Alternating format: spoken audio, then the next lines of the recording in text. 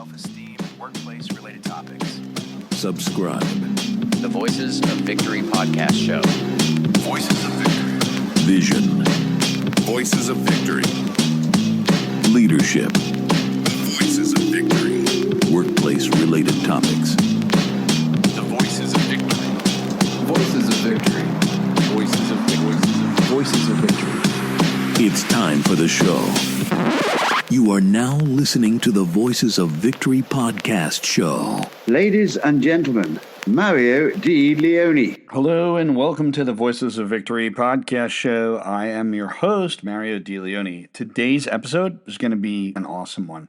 The Two Faces of Narcissism. Yes, we talk about this on this channel. And I'm your host, Mario Di Leone. So welcome to another episode of Voices of Victory. I just want to start off by saying there is an over and under diagnosis problem because of social media. And I want to share that whatever I bring across, I will aim to have that information as accurate as humanly possible. So I want you to understand that you shouldn't grab on to just any idea from social media about narcissism so quickly without really going into the depths of it, because the human psyche is far more complex than what social media could actually offer.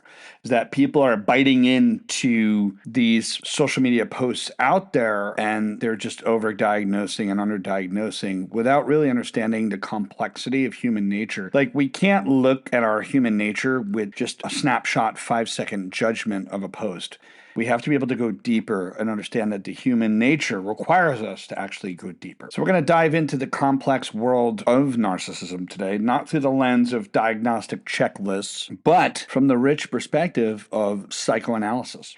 So narcissism in its many forms is ultimately a story. It's a story about self-esteem, a story about identity, and, of course, a struggle for validation. So in this very episode, we're going to explore the two primary faces of narcissism. The arrogant version, often referred to as the grandiose narcissist, and the depressed, depleted version, also known as hypervigilant or deflated narcissist. So we will examine the underlying dynamics that give rise to each one of these and the reason that these patterns actually exist. Let's start off with the arrogant or grandiose version at first glance. The grandiose version is a little bit different. The grandiose narcissist exudes confidence, charm, and unshakable sense of self-worth, at least at first glance.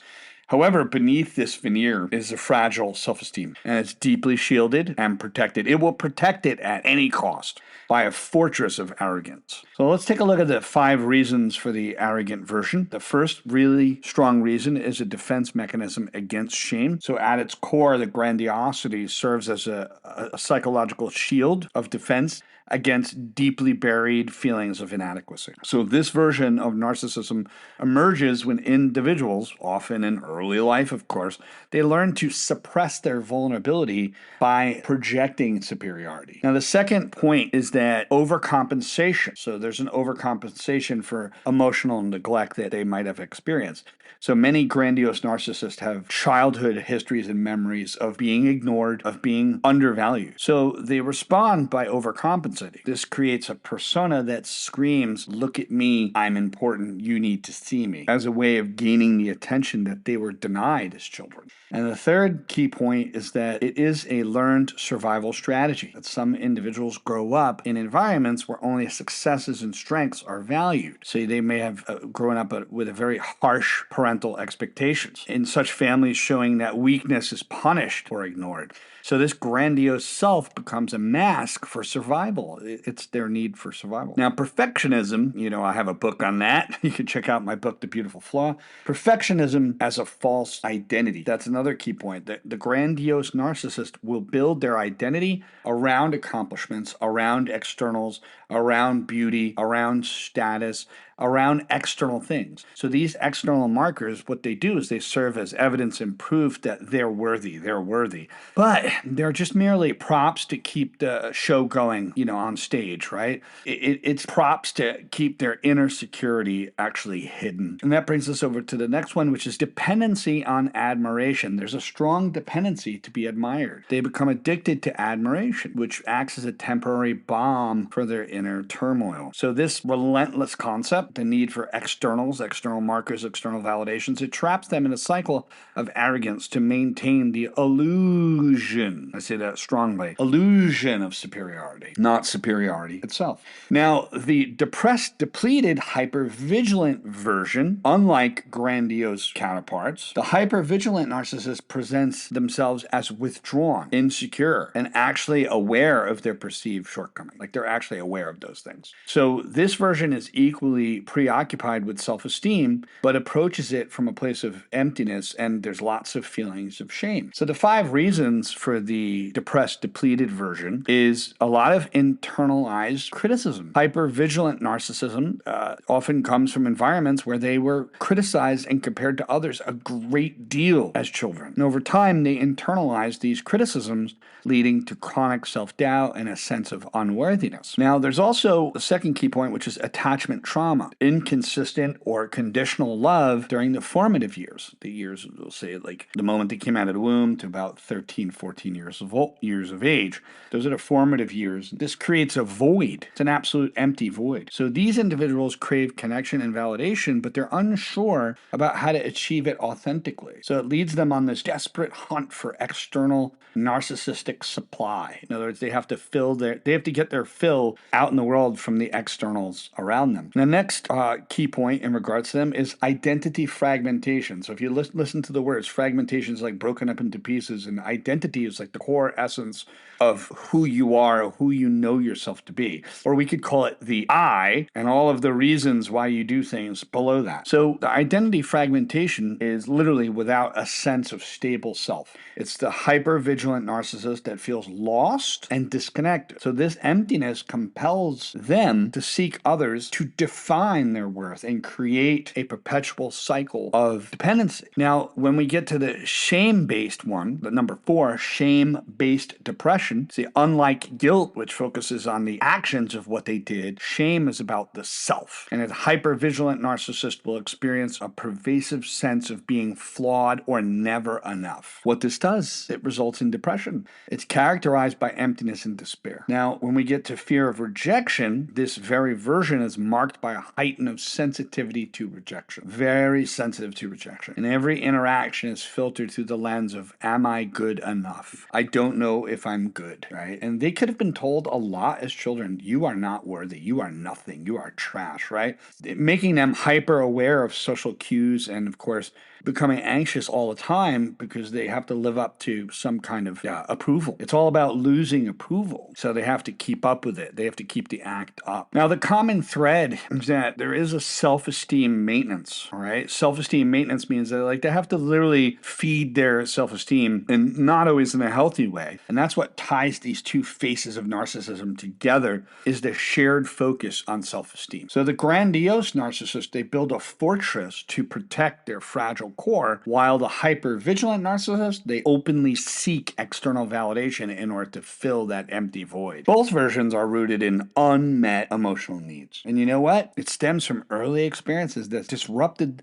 the formation of stable self-concept, a concept of just having a strong sense of worth, right? Sense of identity. That's what we call self-concept. There's more to it, but on the surface, that's the basics. So what I want to share with you in closing is that narcissism is misunderstood. It's been reduced to stereotypes of just selfishness and arrogance, but as we really explored today, it's a deep human struggle, a response to pain, unmet needs, and a desire to feel whole again. Now, what I want to share with you is today's approach had a completely different point of view. Today's approach was one of compassion, having compassion. Now, I'm having compassion for the narcissist because what we can understand is that it's really stemming from deeper things. And that's the difference between the concept of looking at things objectively. So what do I mean by that exactly? Let's go over it together. So why am I bringing out compassion as a component? All right. Why am I bringing out compassion as a component? Because there are literally 2 lenses or perceptions today in how narcissism is perceived. And the internet is not doing the greatest job of perpetuating that. So there's 2 perspectives. We have the DSM-5, which I've discussed before, and psychoanalysis, right? So here's where things get a little interesting. So when it comes to the psychoanalysis and DSM approach, narcissism is perceived in different ways.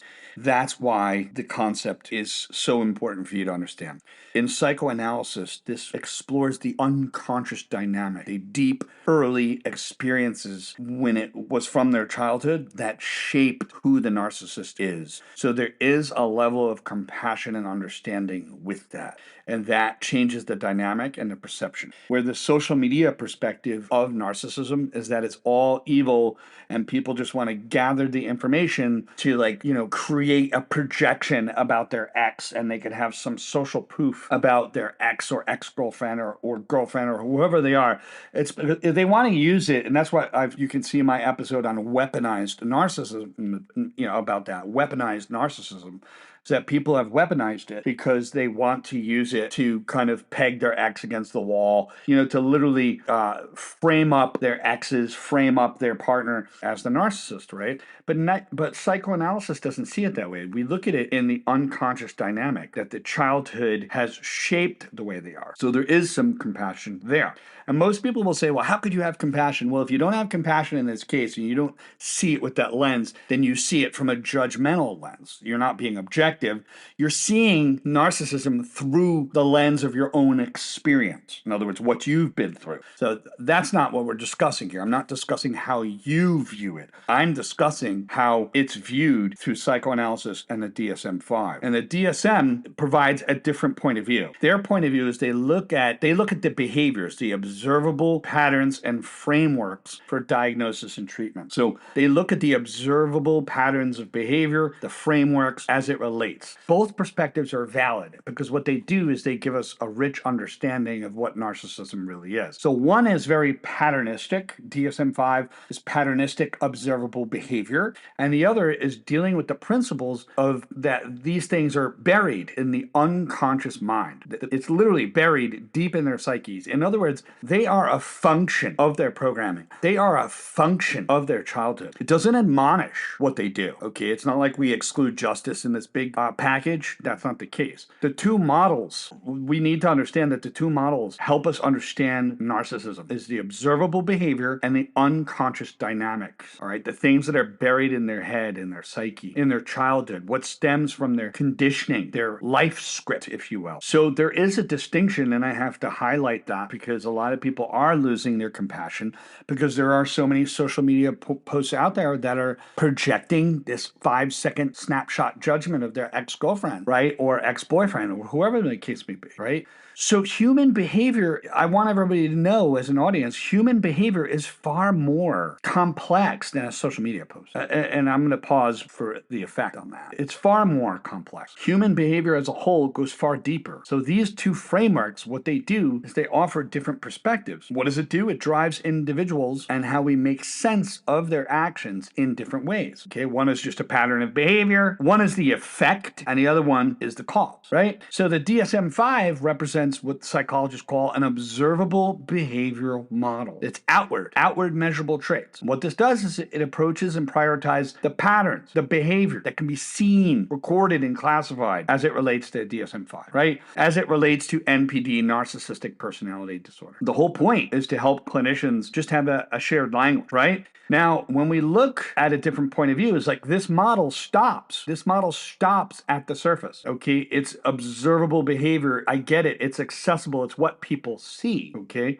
So when we look at the behavior, it's like a person that's boasting about their achievements. That might be labeled as grandiose, right? Or a lack of empathy might be inferred from the actions, like dismissing another feeling. But these behaviors are visible. They don't explain why the person acts the way they act. That's just the observing behavior model. But here comes the unconscious dynamic, all right? So psychoanalysis is the hidden force. It's underneath. And you know what? It can offer up a perspective of compassion, allowing you to deal and look with people in a different eye. It doesn't mean that you can't work with your own boundaries and maybe defending yourself or protecting your energy from them. Like, you can still do all those things, right? But you can still have compassion. There's still a level of compassion. That's the difference between judgment and compassion. Judgment and compassion, in my eyes, are opposite from one another. Totally opposite. So with psychoanalysis, the contrast is it dives into the unconscious motivations. There are deep reasons why they do what they do. And we have to start looking at people as not a label, but a bundle of unconscious motivations behind those behaviors. So some people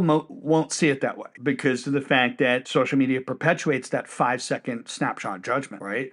But beneath all of the externals, there's a complex interplay of childhood experiences, unmet needs, a defense mechanism that exists. It helps you to deal and understand with those people. And the grandiosity might be a defense against feeling inadequate. And if you look at some social media posts, you might distort that idea and not look at it in a way that's productive or functional. A lack of empathy from them could stem from the inability to process one's own vulnerability. So yeah, this perspective has endured for over a century because it taps into the universality of the human mind and the human experience. It's less about labels and more about understanding the root cause. So one is the effect and the other one goes down to the root. That's the difference between DSM-5 and psychoanalysis. So that's all I'm going to say on this podcast. I hope you understood this. I hope you appreciate it. Most people that will argue against what I said will be operating from a lens of judgment when it comes to what I just discussed.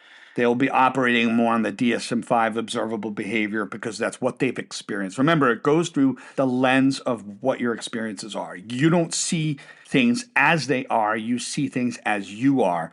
And all your experiences forge that lens in which you've seen people, unless, of course, you develop a sense of objectivity and neutralness to really see things as they are.